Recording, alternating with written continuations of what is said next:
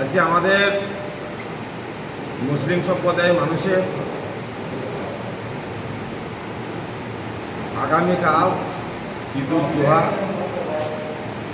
বলে একটা পরব আমাদের হয় সারা বিশ্বব্যাপী। তারই উপলক্ষ করে আমাদের এখানে এসডিপিও সাহেব কালনা, আইসি সাহেব মন্তেশ্বর সকলেই উপস্থিত ছিলেন। এলাকার সমস্ত ধর্মের মানুষদের নিয়ে এবং মসজিদের ইমাম, মুয়াজ্জিন, মোতাল্লিদের নিয়ে একটা মিটিং ডাকা হয়েছিল।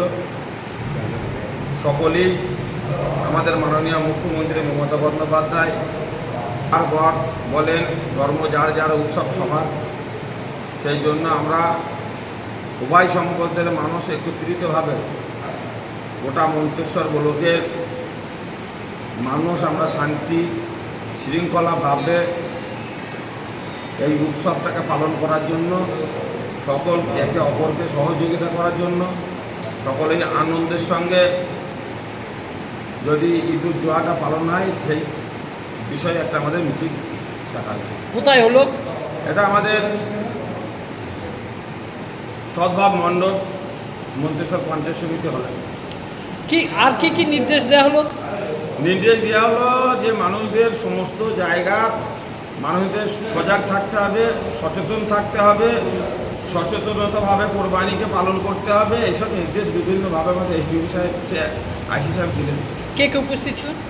তো বললাম তো, আইসি মন্তেশ্বর, এসডিপিও কালনা, আমাদের বাদবাকি প্রধানরা সকলেই ছিলেন, ইমাম, মুয়াজ্জিন, সেক্রেটারি সকলেই উপস্থিত ছিলেন এবং সমস্ত সম্প্রদায়ের মানুষ যারা প্রতিষ্ঠিত মানুষ, এলাকার বুদ্ধিজীবী মানুষ সকলকে ডাকা হয়েছিল। আজকে মন্তেশ্বর বিডিও অফিসে এসেছিলাম ঈদুল জুহা উপলক্ষে।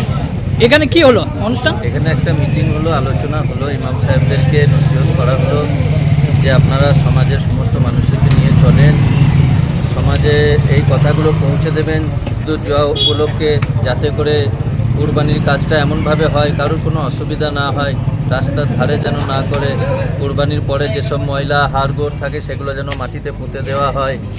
এই জন্য আমাদেরকে ডাকা হয়েছিল শান্তি শৃঙ্খলাভাবে, শান্তি শৃঙ্খলাভাবে যাতে এই পরবটা সকলেই মিলে পালন করতে পারে, মানে শান্তি শৃঙ্খলা বজায় রাখা হয়। শান্তি শৃঙ্খলা বজায় রাখা। কারা ডেকেছিলেন?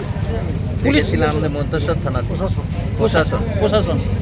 আপনি মানে কোন মসজিদের ইমাম? আমি তুল্লা মসজিদের ইমাম। এখানে উপস্থিত ছিলেন আমাদের এসডিপিও ছিলেন, আর আইসি ছিলেন, আর আমাদের সভাপতি ছিলেন আহমদ হোসেন সাহেব। তা মিটিংটা সুষ্ঠুভাবে মিটিং হলো, আর শান্তি শৃঙ্খলা বজায় রেখে কাজ করার জন্য সকলেই বারবার আমাদেরকে বললেন। আমরা সেগুলো সমাজের মানুষের কাছে তুলে ধরবো যাতে করে শান্তি শৃঙ্খলার সাথে আমরা সকলেই এই ঈদুল জুহা পালন করতে পারি।